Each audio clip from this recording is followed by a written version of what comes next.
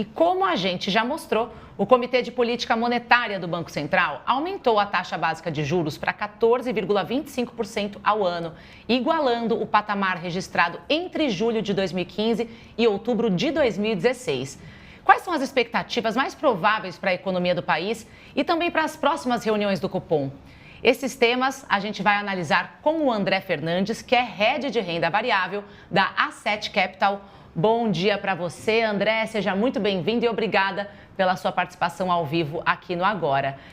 Quais setores da economia, ao seu ver, vão ser mais afetados aí com esse aumento da taxa de juros divulgada ontem?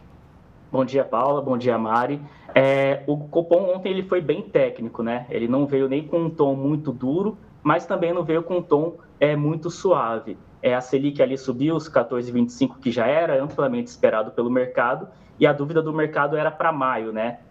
Muitos agentes do mercado já estavam antecipando um Copom mais suave e deixaram essa alta aí apostando a maioria para 0,5%, né? Então, eles já vinham antecipando um discurso mais suave por parte do Banco Central. Dos setores que podem sentir mais esse aumento que teve recente na taxa de juros, são os setores mais sensíveis a juros, né? Como varejo, indústria principalmente, que exige um capital ali de investimento mais robusto, né? Acaba encarecendo cada vez mais tomar dívida no mercado. Então, essas empresas devem sofrer um pouco mais, principalmente empresas que também têm uma dívida muito alta, né? Empresas alavancadas. Então, elas vão ter uma dificuldade maior ali para lidar com o seu nível de endividamento.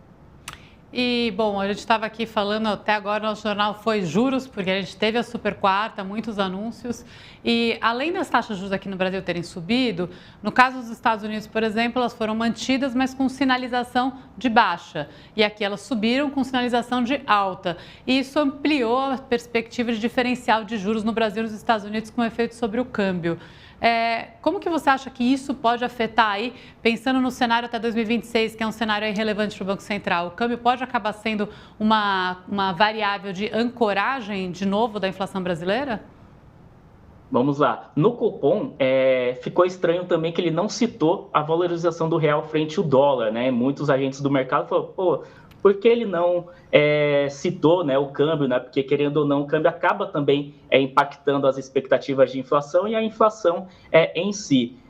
Mas com essa decisão do Banco Central americano de manter os juros, que já era esperado, mas também não vir com um tom muito duro também, indicando que ele pode vir a subir os juros por conta da política de tarifação do Donald Trump, isso daí pode acabar ajudando ainda mais o real a se valorizar frente ao dólar, né? Apesar de a gente estar vendo o dólar hoje abaixo dos 5,65 já, que é um patamar relevante, né? Visto que ele saiu de 6,30 no final do ano passado para 5,65 agora, esse diferencial de juros aumenta cada vez mais, e ainda mais agora que o Copom já sinalizou que na próxima reunião ele vai subir os juros, só que numa menor magnitude. Mas isso já vai sendo colocado no preço pelo mercado, e o que a gente percebe, pelo menos nos últimos dias, né, desde a semana passada, é que quem está liderando esse movimento de queda no dólar é o estrangeiro, principalmente. Ele já vendeu muitos contratos de dólar futuro, né? Então ele está fazendo esse movimento via derivativos,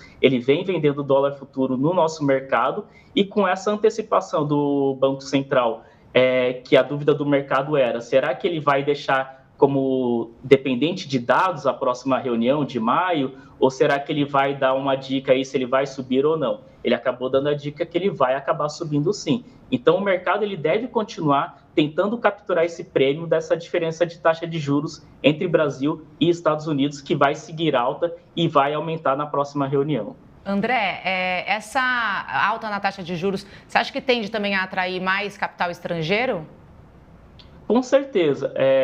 A gente pode estar observando, né, nos leilões do Tesouro, que acontece toda terça e quinta-feira. Na terça-feira, o Tesouro acaba leiloando títulos pós-fixado, que são as LFT, e os títulos de IPCA, né, que são as NTNBs. E a gente percebeu que no último leilão da terça-feira, ele vendeu bastante LFT, né? Então ele aumentou ainda mais o leilão, que na semana passada já tinha sido o maior leilão do ano. Ele aumentou ainda mais esse volume na colocação de LFTs para o mercado. e teve uma grande demanda. E boa parte dessa demanda, devido a esse movimento de queda no dólar que a gente observou ao longo da semana, pode ser o estrangeiro, sim, tomando esses títulos. E hoje tem outro leilão, que agora é de pré-fixados, né? Então, são os NTNFs e as LTN, que são títulos que têm uma grande demanda pelo estrangeiro. O estrangeiro tem muita demanda por títulos pré-fixados. Então, provavelmente, o leilão de hoje também vai ser um leilão com volume relevante e o estrangeiro deve ser o ator principal que vai demandar essa oferta que o Tesouro vai acabar dando para o mercado. Inclusive é isso, né? Acaba que a gente, de alguma maneira, está indo um pouco na contramão do conjunto internacional para esses investidores, porque a gente está remunerando muito bem no momento em que lá as taxas estão ou paradas ou caindo.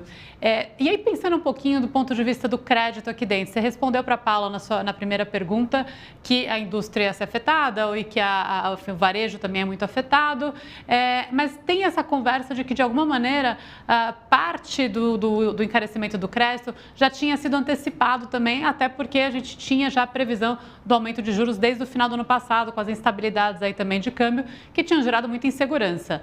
Você acha que com esse comunicado, com esse olhar que veio do Banco Central, por onde deve caminhar a questão do crédito para o brasileiro mesmo? Agora, chegando na ponta aqui, será que continua aumentando muito esse custo ou já deu uma estabilizada em relação ao seu maior pico, apesar das taxas continuarem subindo? O custo do crédito aqui no Brasil realmente está um pouco complicado e mais caro para o consumidor final. Ele deve continuar aumentando, mas não numa magnitude que a gente viu a partir do momento que o Banco Central, no ano passado, começou a subir juros, porque o que acaba mandando no preço do crédito aqui no Brasil, na taxa de empréstimos e tudo mais, são as taxas de longo prazo. E o que a gente percebeu nas últimas semanas? Essas taxas de longo prazo, elas veio caindo, né? Então, a curva de juros futuro na ponta longa veio arrefecendo nas últimas semanas, com o mercado projetando uma Selic menor do que 15% no fechamento de 2025. Então, assim, pode ser que o crédito aumente, mas muito por conta do nível de inadimplência que a gente tem hoje das famílias, né? Então tá mais caro para o consumidor conseguir tomar crédito, visto que os bancos estão com uma dificuldade de recuperar o que já foi emprestado, né? De crédito que já está inadimplente. Mas um movimento muito alto na ponta do crédito, um aumento para o consumidor, dificilmente a gente vai ver um aumento tão forte, tá? E, enfim, aí pensando, vou pedir aí o uso da sua bola de cristal um pouquinho aqui para conversar com a gente, que uma coisa que foi citada, eu gostei do que você disse, que o Banco Central não citou a valorização do câmbio, mas ele citou uma possibilidade do Brasil, nesse cenário internacional, até ser mais relativamente beneficiado em função das possibilidades de exportação, principalmente no agro, que é um pouco, ele não disse isso, mas ele deu algum sinal que fazia um paralelo com lá no primeiro governo Trump, quando a gente acabou ocupando muito o mercado chinês, né, principalmente para as carnes, e isso teve uma ampliação de exportações para o Brasil. Então, minha pergunta para a bola de cristal esse modelinho onde talvez cresçam exportações, principalmente daquilo que foge da guerra cambial, mas se beneficia das mudanças de parceiros, né? Então, que aumenta as exportações, combinado com muita entrada de capital estrangeiro em função de juros, essa dupla entrada positiva pode reeditar um pouquinho do modelo que foi lá do primeiro governo Lula, onde você tinha um mercado internacional comprando muito do Brasil e o mercado internacional investindo muito no Brasil, e aí com isso a gente conseguiu ancorar um certo crescimento interno baseado num câmbio mais baratinho? Aqui a gente tem a safra recorde que está vindo aí, vai entrar bastante dólares aqui no Brasil nesse início de ano, que está ajudando também a pressionar cada vez mais a taxa de câmbio, né? Tanto é que já fechou abaixo de 5,65. Alguns economistas ali já estão projetando que talvez o dólar possa vir até a bater os 5,55, que é um patamar importante ali para a gente. Só que aí a gente tem, por outro lado, a questão fiscal, né, que acaba adicionando algum prêmio de risco que os investidores acabam exigindo para se expor a Brasil. Apesar de a gente estar vendo o estrangeiro entrando muito nos leilões do Tesouro, nos títulos pós e nos títulos pré-fixados, o estrangeiro também tendo uma demanda por ativos brasileiros na nossa Bolsa, já que ele acumula mais de 13 bi de entrada na nossa Bolsa nesse ano, a gente ainda tem a questão fiscal que está ali, não teve nenhuma alteração.